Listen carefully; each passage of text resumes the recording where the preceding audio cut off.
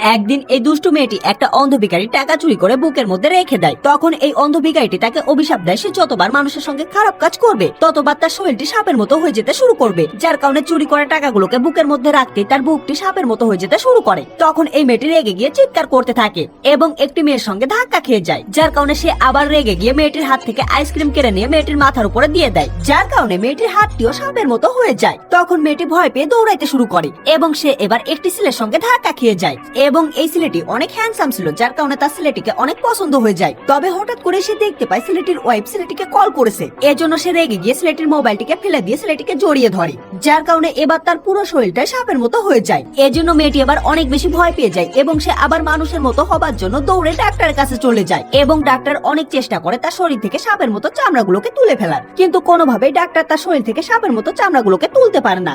এজন্য এই মেয়েটি রেগে গিয়ে ডাক্তারের উপর আক্রমণ করে দিয়ে ডাক্তারকে ইচ্ছা মতো পেটায়, যার কারণে এবার তার জিভটা সাপের মতো হয়ে যায় এবং তার সাপের মতো দুটো দাঁত গজিয়ে যায় এবং মেয়েটি আবার ভয়ঙ্কর রেগে যায় এবং সে রেগে গিয়ে ডাক্তারকে সবল মেরে ফেলে, যার কারণে এবার সে পুরোপুরি সাপ হয়ে যায়।